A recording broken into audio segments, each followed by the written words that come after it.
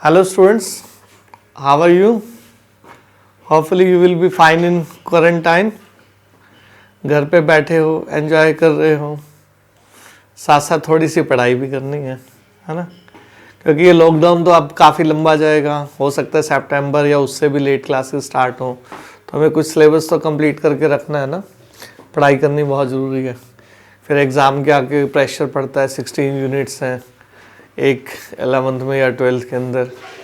तो अभी उसके लिए हमारे को थोड़ा सा कुछ ना कुछ स्टार्ट करना पड़ता है. ठीक है, पढ़ना भी पड़ेगा. तो we are starting with our first chapter of 12th which is also in 11th class, solid state. Right, तो ये सॉलिड स्टेट स्टार्ट कर रहे हैं.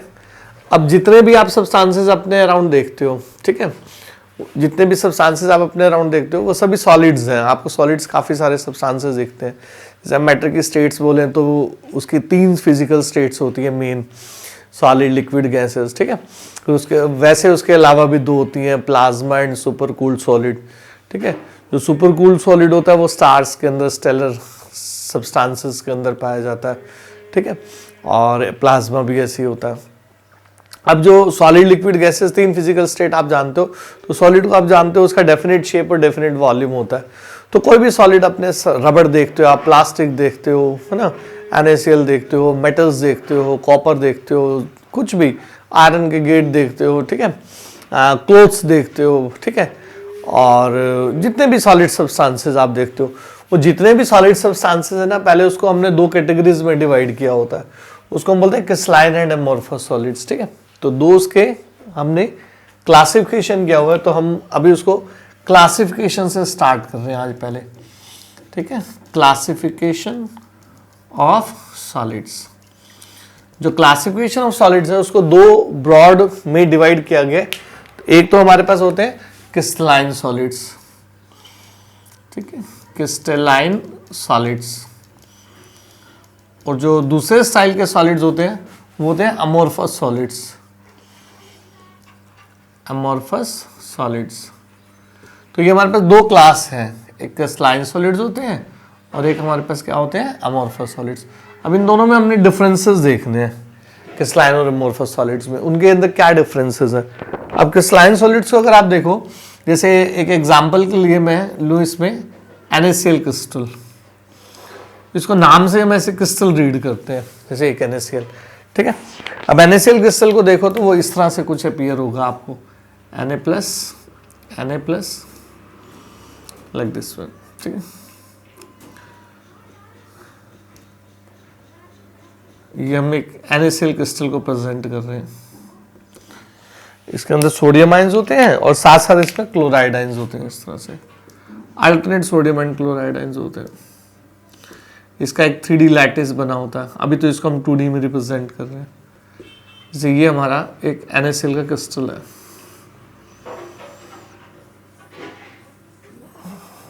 ठीक है, ये क्लोराइड आयंस है, इसके बीच में यहाँ सोडियम आयंस है, ये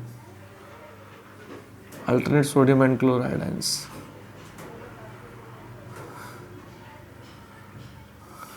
राइट, अब इस लैटिस को देखो तो इसके अंदर, हर क्रिस्टलाइन सॉलिड्स के अंदर ना कुछ अच्छी फिजिकल प्रॉपर्टीज होती है. वो प्रॉपर्टीज क्या है, जैसे आप इस क्रिस्टलाइन को सॉलिड्स को देखो तो क्रिस्टलाइन सॉलिड में ना, फर्स्ट पॉइंट, इनके अंदर एक सिमेट्री एलिमेंट होता है. सबसे पहले सिमेट्री, वही एक हमारे इस चैप्टर का बेसिस भी यही है, सिमेट्री. तो हम सारा इसमें सिमेट्रीज के बारे में स्टडी करते हैं. तो इसके अंदर सिमेट्री होती है. सिमेट्री का मतलब क्या होता है, जो इसके अंदर एटम्स, ठीक है, आयंस या मॉलिक्यूल्स होते हैं, ठीक है, उनका एक फिक्स्ड लैटिस होता है. लैटिस मतलब उसका एक अरेंजमेंट होता है, जिसका आगे हम डिटेल सीखेंगे.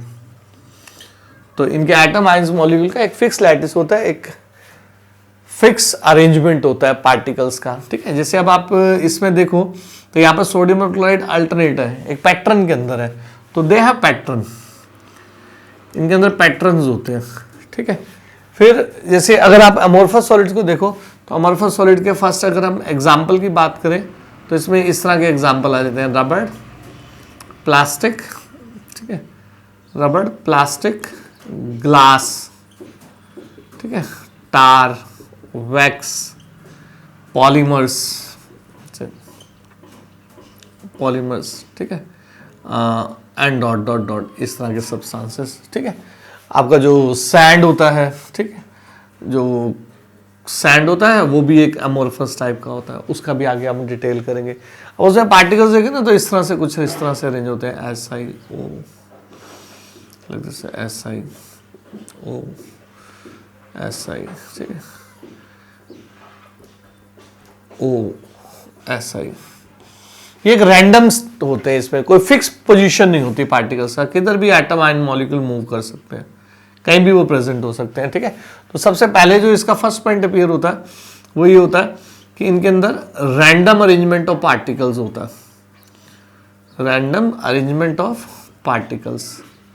अब पार्टिकल्स हमारे क्रिस्टल के अंदर क्या होते हैं, एटम आइंस या मॉलिक्यूल्स होते हैं, एटम्स और आइंस और मॉलिक्यूल्स। मतलब कोई भी क्रिस्टल अगर बना होता है तो उसके अंदर एटम्स हो सकते हैं, उसके अंदर मॉलिक्यूल हो सकते हैं, जैसे एटम कार्बन एटम है, ठीक है, मॉलिक्यूल लाइक एसिड मॉलिक्यूल हो गया, P4 मॉलिक्यूल हो गया, ions like Na+Cl negative ions हो गए, तो उसके अंदर एटम आयंस मॉलिक्यूल की प्रेजेंस के अंदर ये सारा लैटिस बने होते हैं, ठीक है। अब इसके अंदर जैसे हमारे पास फर्स्ट पॉइंट हमने किया कि इसके अंदर एक सिमेट्री होती है, इसके अंदर रैंडम होता है, रैंडम को रीड कर सकते हैं आप, लैकेज ऑफ सिमेट्री। इनके अंदर एक सिमेट्री एलिमेंट नहीं होता, तो इनके अंदर क्या होती है, लैकेज ऑफ सिमेट्री। अब इसके अंदर के स्लाइड सॉलिड्स के अंदर अगर देखो तो उसमें कुछ पॉइंट्स निकल के आते हैं, ऐसे सेकंड थर्ड, वो पॉइंट्स अगर आप इसमें वॉच करो तो यहां पर आपको कुछ चीजें दिखेंगी, लाइक एक लाइन में ऐसे ड्रॉ कर रहा हूं, तो इस लाइन के अंदर आप क्या देख रहे हो, इस लाइन में आपको देखेंगे सारे सोडियम आइंस। ऐसे एक और लाइन ड्रॉ कर देता हूं ऐसे, इस लाइन के अंदर आपको सारे क्लोराइड आइंस दिखेंगे। अगर मैं ऐसे ड्रॉ करता हूं तो यू विल सी और alternately sodium and chloride ions, right. इस चीज को हम लॉन्ग रेंज ऑर्डर्स कहते हैं, लॉन्ग रेंज ऑर्डर्स। जो ऐसे जा रहे हैं this are called short range orders, short range orders. जैसे ये है also called long range orders.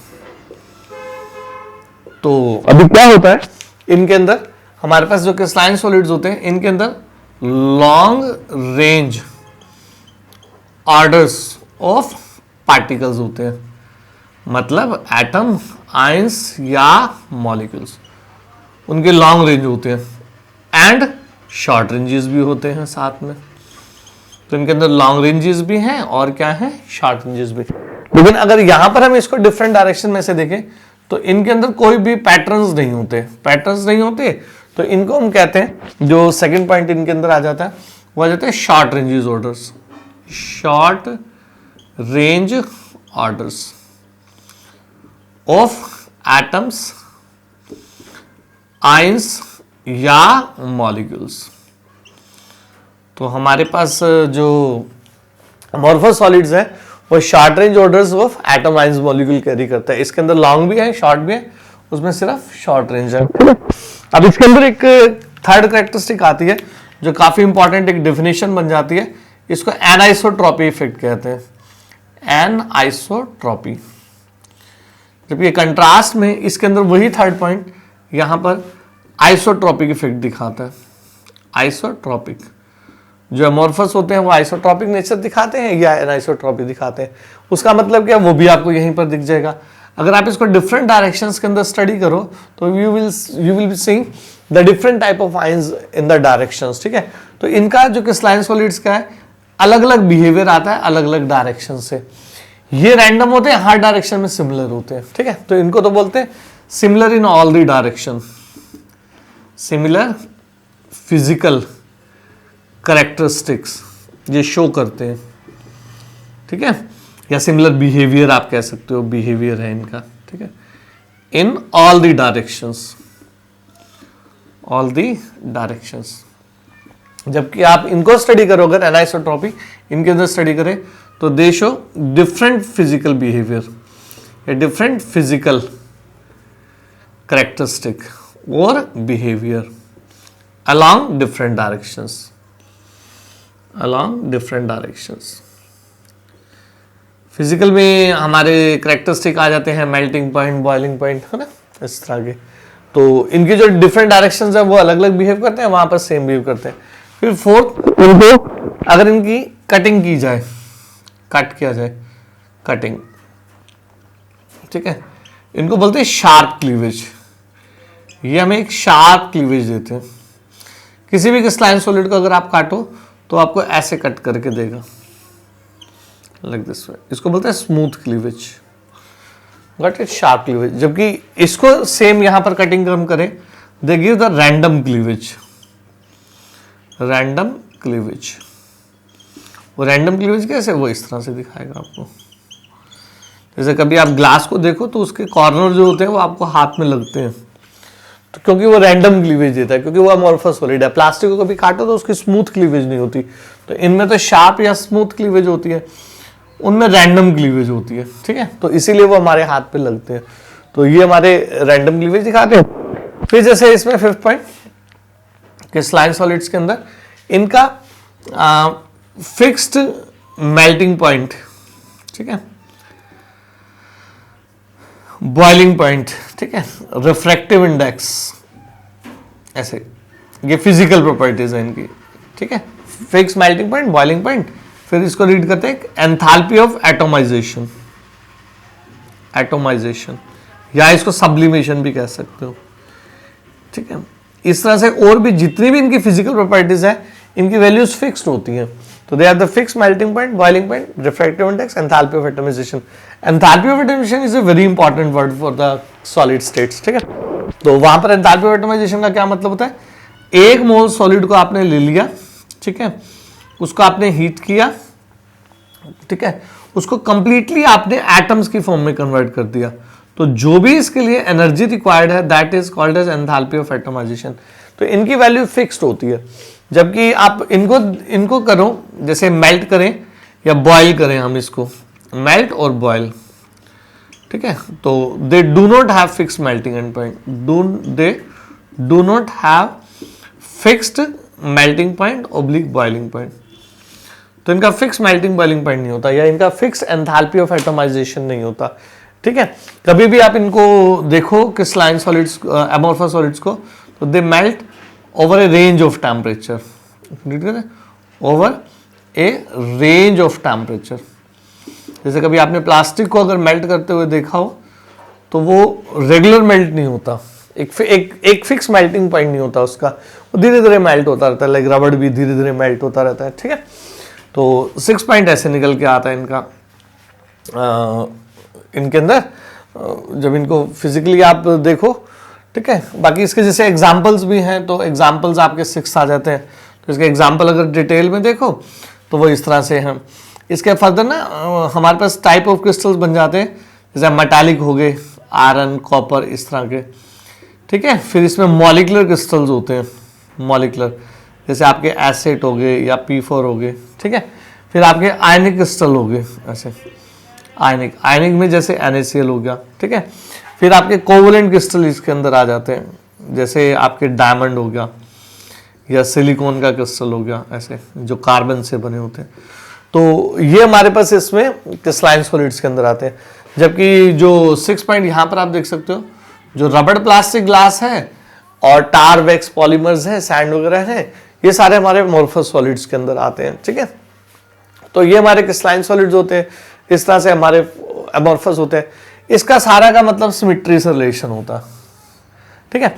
फिर जैसे एक पॉइंट इनका ये भी आ सकता है कि जो क्रिस्टलाइन सॉलिड्स होते हैं इनको बोलते हैं solids in true sense, solids in true sense, ये वास्तव में सॉलिड्स होते हैं, ट्रू सेंस, ठीक है। जबकि ये इनको बोलते हैं super cooled liquids, they are refer to as super cooled liquids, और they are not the solids in true sense, ठीक है। जैसे आपने कभी रबड़ को देखा हो तो रबड़ वाइट कर्डी लिक्विड होता है, वाइट कर्डी लिक्विड, जिसको हम लेटेक्स कहते हैं, ठीक है।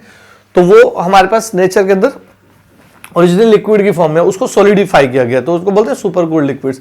तो अभी जो हमारा अगला चैप्टर है उसमें अमॉर्फस सॉलिड्स का हमने ज्यादा स्टडी नहीं करना, हमें क्रिस्टलाइन का करना है, और उसी पे ये सारा चैप्टर है, 20-25 लेक्चर्स का चैप्टर है, जिसमें हमने इनके सिमेट्री सारे स्टडी करनी है, सिमेट्रीज, उसके ऊपर डिटेल्स हैं पूरी, ठीक है। तो क्रिस्टलाइन सॉलिड्स के अंदर क्या होता है, they have the symmetry, they have the patterns, they have the long range orders, they have the short range orders, they have anisotropic effect, behave different in different directions, cutting sharp cleavage देते हैं, fix melting boiling point, enthalpy of atomisation होती है, metals, molecular crystal, ionic covalent इनके examples होते हैं, और ये वास्तव में सॉलिड्स होते हैं। ये हमारे पास रैंडम पैटर्न से बने होते हैं, रबड़, प्लास्टिक, ग्लास, टार, वैक्स, पॉलीमर, सैंड, इस तरह के इसके एग्जांपल्स रहते हैं। इनमें सिमेट्री का लैकेज होता है, ठीक है। ये शॉर्ट रेंज ऑर्डर्स कैरी करते हैं, लॉन्ग रेंज ऑर्डर कैरी नहीं करते। आइसोट्रोपिक इफेक्ट होता है, हर डायरेक्शन से ये सिमिलर तरह के बिहेवियर करते हैं, रैंडम क्लीवेज देते हैं, स्मूथ क्लीवेज नहीं देते। इनको सुपर कूल्ड लिक्विड्स कहते हैं, they are not the solids in true sense, ठीक है। इनका melting boiling point, physical characteristics जो होते हैं वो फिक्स नहीं होते, इनके फिक्स्ड होते हैं, ठीक है। अच्छा, फिर जैसे हमारे पास एक, इसमें थोड़ा सा ध्यान रखना, एक यहां पर पॉइंट, एक क्रिस्टलाइट आता है यहां, क्रिस्टलाइट, ठीक है। जैसे अब मैं इस डायरेक्शन में अगर देखूं तो सिलिकॉन, सिलिकॉन, मान लो यहां भी कहीं आगे सिलिकॉन आ जाए, तो कुछ पार्ट ऐसे होते हैं अमोर्फस सॉलिड्स में जिनके अंदर इंटरनली क्रिस्टलाइन बिहेवियर होता है। तो the part of amorphous solid which behaves like as a crystalline, that part of behavior is called as crystallite। उस पार्ट को हम crystallite से रीड करते हैं, ठीक है। अच्छा, एक इसमें थोड़ा सा आप एक्स्ट्रा और ध्यान रख लेना, एक दो टर्म्स यूज होती हैं बड़ी इंपॉर्टेंट, वो होती है पॉलीमॉर्फिज्म, ठीक है, एक होती है आइसोमॉर्फिज्म, आइसोमॉर्फिज्म, ठीक है। पॉलीमॉर्फिज्म क्या होता है, पहले आइसोमॉर्फिज्म लेते हैं। अगर आपके पास दो क्रिस्टल्स हैं अलग अलग, टू क्रिस्टल्स, जैसे आपके पास एक अच्छा एग्जांपल ये दिया जाता है, zinc sulphate .7H2 and ferrous sulphate .7H2, ये दो एग्जांपल है, ठीक है, जिसको आप व्हाइट विट्रॉल और ग्रीन विट्रॉल कहते हो, ठीक है। जैसे ये आपके पास है व्हाइट विट्रॉल, विट्रियोल, ठीक है, दिस इज ग्रीन विट्रियोल। तो ये आपके पास दो सॉलिड्स हैं, ठीक है। तो दो डिफरेंट क्रिस्टल्स हैं, लेकिन उनका अंदर से सेम क्रिस्टल स्ट्रक्चर हो जाए, सेम क्रिस्टल स्ट्रक्चर, तो इसको बोलते हैं आइसोमॉर्फिज्म। तो ये आइसोमॉर्फिक है दोनों, ठीक है। पॉलीमॉर्फिज्म होता है, जैसे आपका जिंक सल्फाइड है, इसका आगे डिटेल आएगा, ये दो आगे लैटिस बनाता है, ठीक है, सेम क्रिस्टल, ठीक है, या सॉल्ट, ठीक है, लेकिन वो दो बिहेवियर दिखा रहा है, दो स्ट्रक्चर दिखा रहा है, एग्जिबिट टू डिफरेंट स्ट्रक्चर्स। जैसे ये क्यूबिक भी दिखाता है, जिसको आगे जाकर के हम जिंक ब्लैंड बोलते हैं, ठीक है। एक इसका वर्डजाइट होता है, वर्स्टाइट, वर्डजाइट सॉरी, ठीक है, जो इसका ZNS का HCP लैटिस होता है, हेक्सागोनल क्लोज पैकिंग, वो सब डिटेल आगे आएगा। तो जिंक सल्फाइड दो, ऐसे ही कैल्शियम कार्बोनेट एक होता है, वो पॉलीमॉर्फिज्म शो करता है। इसकी दो फॉर्म्स होती हैं, एक कैल्साइट होती है, एक अरेगोनाइट होती है, अरेगोनाइट, ठीक है, one is calcite, other is aragonite. इसको बोलते हैं आइसोमॉर्फिज्म एंड पॉलीमॉर्फिज्म। तो ये हमारे पहले सॉलिड्स में थे, तो जो हम दो तरह से इसको सॉलिड्स को हमने डिवाइड किया हुआ, जितने भी हमारे सराउंडिंग में सॉलिड्स हैं, एक अमॉर्फस और एक क्रिस्टलाइन। अमॉर्फस का ज्यादा हमें डिटेल स्टडी नहीं करना, थोड़ा बहुत उसके बेसिक पॉइंट बीच बीच में आते हैं। मेन आपको डिटेल सारा सॉलिड स्टेट में आपको क्रिस्टलाइन का करना है, उसका ज्यादा डिटेल है, ठीक है। अब जितने भी क्रिस्टलाइन सॉलिड्स आपको दिखते हैं, उसको फर्दर हमने 4 क्लासेस में डाला हुआ है, वैसे 5वीं क्लास एक एक्स्ट्रा भी है, ठीक है। तो वो 5 क्लासेस का थोड़ा सा हम डिटेल एक बार स्टडी करते हैं, ठीक है। तो क्रिस्टलाइन सॉलिड्स को फर्दर कैसे क्लासिफाई किया गया।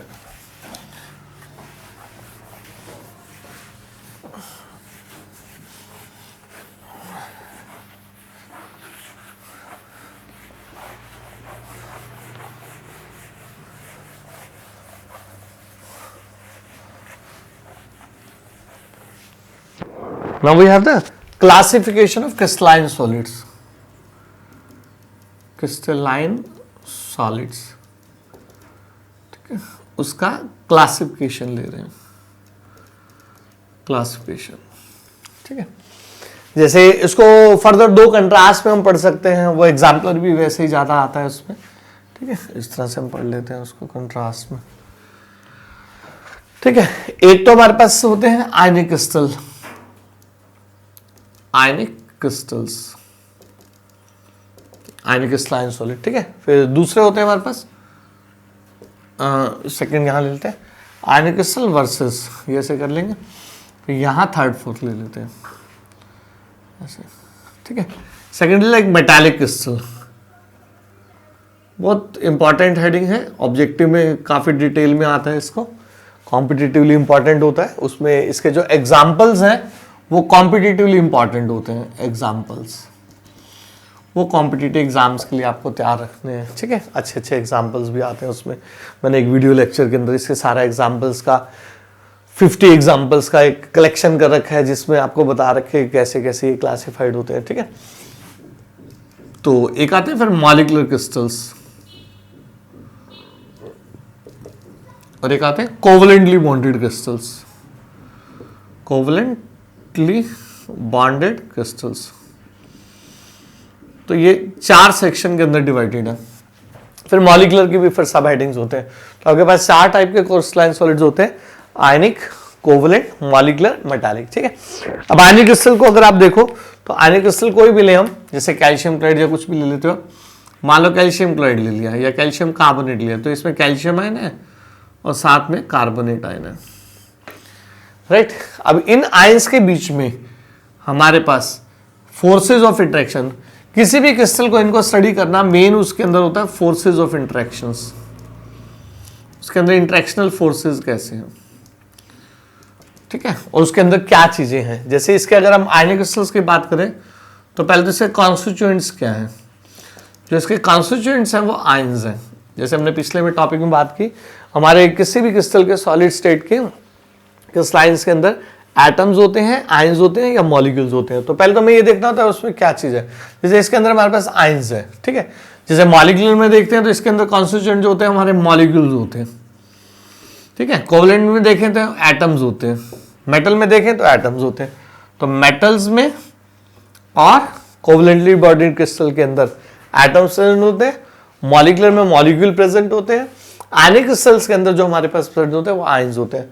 अब इन आयंस के बीच के अंदर जो इंटरेक्शनल फोर्सेस है वो हमारे पास आयनिक बॉन्ड्स हैं, यहाँ ऐसे आयनिक बॉन्ड्स, आयनिक बॉन्ड। तो first of all what is the nature of interaction, तो फोर्सेस ऑफ इंटरेक्शन या nature of interaction are ionic bond. तो ionic crystal they carry the ionic bonds, positive और negative ions में ionic bond है। अब ये ionic bond कैसा होता है, ये स्ट्रॉन्ग होता है। तो दीज आर स्ट्रॉन्ग बॉन्ड्स, जिनको आप इलेक्ट्रोस्टैटिक बॉन्ड्स भी कहते हो, इलेक्ट्रोस्टैटिक बॉन्ड्स। ये स्ट्रॉन्ग है तो क्या उनसे उनके फिजिकल कैरेक्टरिस्टिक बन जाते हैं। They have high melting and boiling point, they have high melting and boiling point. इनका मेल्टिंग पॉइंट जो होता है या बॉइलिंग पॉइंट होता है आयनिक क्रिस्टल्स का, वो कैसा होता है, काफी हाई होता है, ठीक है। फिर ये अगर आप इनको सॉलिड स्टेट में देखो, ठीक है, तो सॉलिड स्टेट के अंदर ये बैड कंडक्टर ऑफ इलेक्ट्रिसिटी होते हैं, बैड कंडक्टर ऑफ इलेक्ट्रिसिटी, ठीक है। Why they are the bad conductor of electricity, क्योंकि जो आयंस होते हैं वो बाइंडेड है, ये बाइंडेड है इसमें। लेकिन यही आप इनको मेल्ट कर दो और आप इनको एक्वा सॉल्यूशन में ले आओ, ठीक है, फिर आपके ये आयंस जो होते हैं इसमें that get free and ions are the carrier of electricity. तो now they become the good conductors. तो इन एक्वा सॉल्यूशन और the molten state they becomes good conductor. अगर आपसे पूछा जाए कोई ऐसा सॉलिड है जो सॉलिड स्टेट में बैड कंडक्टर है, उसका मेल्टिंग बॉइलिंग पॉइंट हाई है, वो काफी हार्ड है, ठीक है। वैसे ये हार्ड होते हैं, मैलिएबल डक्टाइल भी होते हैं, हार्ड है, ठीक है, मैलिएबल है, डक्टाइल है, इनको वायर्स में खींच सकते हो, इनकी शीट्स बना सकते हो, ठीक है। तो सॉलिड स्टेट बैड कंडक्टर है सॉलिड में, लेकिन एक्वा सॉल्यूशन में या मोल्टन स्टेट में गुड कंडक्टर बन जाता है। तो ऐसे क्रिस्टल को हम क्या कहते हैं, आयनिक क्रिस्टल। अब इसके जैसे बहुत सारे एग्जांपल बन सकते हैं, जैसे NaCl है, बेरियम कार्बोनेट है, कैल्शियम क्लोराइड है, ठीक है, मैग्नीशियम सल्फेट है, कॉपर सल्फेट है, ठीक है, सोडियम कार्बोनेट है। ये सब आयनिक क्रिस्टल्स होते हैं जिनको आप सॉल्ट्स फीड करते हो, ठीक है। तो ये तो आयनिक क्रिस्टल्स हो गए। फिर हमारे पास मेटल्स होते हैं। अब मेटल्स के अंदर जैसे आप सोडियम मेटल को लेते हो, तो सोडियम मेटल ऐसे है, एक सोडियम का एटम, ठीक है, फिर दूसरा सोडियम का एटम, ऐसे ये 2 सोडियम के एटम्स हैं, राइट। अब इसके वैलेंस शेल में एक इलेक्ट्रॉन होता है ऐसे, राइट, और इसके अंदर एटम्स में यहां पर हमारे पास शेल्स हैं ऐसे 2 और 8, इसके अंदर इलेक्ट्रॉन्स हैं। ऐसे इसमें भी है 2 रेट, तो यहाँ पर फर्स्ट शेल में 2 इलेक्ट्रॉन्स हैं और फिर यहाँ पर 8 इलेक्ट्रॉन्स हैं। यहाँ पर भी ऐसे 1 2 3, ठीक है, और ये बाहर 1 इलेक्ट्रॉन है। अब मेटल्स के अंदर ध्यान रखना 2 तरह के बॉन्ड्स होते हैं खास करके, जैसे ये है, इसका आगे फ्यूचर में कभी डिटेल आएगा। जैसे ये बॉन्ड को हम कोवलेंट बॉन्ड कहते हैं, राइट। इसके अलावा यहां पर जैसे हमारे पास मेटल्स में इनके जो न्यूक्लियस है प्लस इनर इलेक्ट्रॉन्स है, ये वाला पार्ट, इसको कर्नल रीड करते हैं। जैसे ये भी कर्नल है, ये भी कर्नल है, ऐसे कर्नल्स, जो कर्नल्स बोलते हैं, कर्नल, राइट। तो कर्नल में और मोबाइल इलेक्ट्रॉन में इसके अंदर, ठीक है, एक इंटरेक्शनल फोर्स होता है। इस फोर्स को हम मेटालिक बॉन्ड्स कहते हैं, मेटालिक बॉन्ड्स। तो मेटालिक बॉन्ड्स क्या है, कर्नल्स में और वैलेंस इलेक्ट्रॉन के अंदर एक बॉन्ड है मेटालिक बॉन्ड। तो मेटल एटम्स के अंदर मेटालिक बॉन्ड भी होता है, कोवलेंट बॉन्ड भी प्रेजेंट होता है, ठीक है। अब जो ये बॉन्ड्स होते हैं मेटालिक बॉन्ड, ये कोवलेंट बॉन्ड्स हैं, ये काफी स्ट्रॉन्ग बॉन्ड्स होते हैं, स्ट्रॉन्ग बॉन्ड्स। तो क्योंकि स्ट्रॉन्ग बॉन्ड्स हैं तो मेटालिक क्रिस्टल भी आपके high melting and boiling point carry करते हैं, high melting point and boiling point, right, ठीक है। मेटालिक क्रिस्टल्स, सॉरी ये हार्ड एंड मेलेबल डक्टाइल इसमें लिख दिया, ठीक है। तो high melting and boiling point यहां पर है, ये मेलेबल एंड डक्टाइल, ये मेलेबल एंड डक्टाइल है, ठीक है। ये मेलेबल डक्टाइल नहीं है, ये एक कंट्रास्ट डिफरेंस भी होता है, सॉरी ये मेटालिक देख लिया था। तो ये आयनिक है, ये मेटालिक है, जबकि ये जो होते हैं ये आपके ब्रेकअप हो जाते हैं, ब्रेक्स ऑन गिविंग प्रेशर, ये नहीं होते, ये मेलेबल डक्टाइल होते हैं, ठीक है। तो they are not the malleable and ductiles. तो अच्छा, फिर high melting and boiling point, malleable and ductiles है ये। और ये क्या होते हैं, ये गुड कंडक्टर सॉलिड स्टेट में होते हैं, they are the good conductors in solid state. तो अगर आपको कहीं कहे कि सॉलिड स्टेट के अंदर एक गुड कंडक्टर है, तो इसका मतलब वो मेटालिक क्रिस्टल है। तो they are the good conductor in the solid state, ठीक है, और द मॉल्टन स्टेट। तो अगर सॉलिड स्टेट में ही गुड कंडक्टर है तो वो किसको प्रेजेंट करता है, मेटालिक क्रिस्टल। अगर मेल्ट या एक्वा सॉल्यूशन में तो फिर आयनिक है, ये दोनों ही हार्ड। तो ये मेटालिक क्रिस्टल का है। अब मेटल में आपके जितने भी एग्जाम्पल हो जाते हैं, जैसे लिथियम, सोडियम, ठीक है, potassium, rubidium, caesium, beryllium, magnesium, calcium, strontium, barium, radium, ठीक है, कॉपर, आयरन, सिल्वर, गोल्ड, ठीक है, मरकरी, ऐसे जिंक, कुछ भी ऐसे, ये सब मेटल्स हैं। हमारे जो पूरी पीरियड में है करीब अप्रॉक्स 90 के करीब एलिमेंट्स हमारे मेटल्स होते हैं, ठीक है। 118 एलिमेंट्स में more than 90 they are the metals, right. तो ये सभी मेटल्स आप स्टडी कर सकते हो। फिर जैसे हमारे मॉलिक्यूलर क्रिस्टल आ जाते हैं। मॉलिक्यूलर क्रिस्टल के अंदर जैसे पहले एग्जांपल से अगर हम स्टार्ट करें तो इस तरह के हमारे पास एग्जांपल्स हैं इनके, जैसे P4। अच्छा, एक चीज आपको खास ध्यान रखनी है बहुत अच्छे से, कि जो भी ये जितनी भी आप चीजें समझ रहे हो, ये पहले आपको माइंड में चीज रखनी है कि वो सब्सटेंस आप सॉलिड स्टेट में सोच रहे हो। सेम सब्सटेंस फिजिकल स्टेट उसकी सॉलिड भी हो सकती है, उसकी लिक्विड भी हो सकती है, उसकी गैस भी आ सकती है। जो आपने माइंड में रखनी है उसको सॉलिड फॉर्म में रखना है। जैसे वाटर है तो वाटर सॉलिड की फॉर्म में, लिक्विड आप सोचोगे वाटर तो लिक्विड है, ठीक है। तो अभी वाटर जो है आपको माइंड में रखना है कि सॉलिड, मतलब आइस की फॉर्म में ध्यान रखना है। तो ये सब सॉलिड की फॉर्म में हम ले रहे हैं। जैसे फास्फोरस, जैसे आयोडीन सॉलिड हो, ठीक है, वाटर सॉलिड हो, ऐसे अमोनिया सॉलिड हो, ठीक है, यूरिया सॉलिड हो, फिर बेंजीन सॉलिड हो। जैसे बेंजीन होता है दैट इज C6H6, ये हम सॉलिड फॉर्म में स्टडी कर रहे हैं इसको, ठीक है। ऐसे अमोनिया सॉलिड हो। तो ये इस तरह के हमारे मॉलिक्यूलर सॉलिड्स होते हैं, ठीक है। सल्फर सॉलिड होता है, ऐसे सल्फर हो गया, एसिड सॉलिड। तो ये मॉलिक्यूलर सॉलिड्स हैं, ये मॉलिक्यूल्स की फॉर्म में है। जैसे आप इसको स्टडी करो तो एक दो को मैं एग्जांपल से स्टडी करूं। जैसे ये फास्फोरस है, फास्फोरस होता है वो एक टेट्राहेड्रल स्ट्रक्चर बनाता है ऐसे,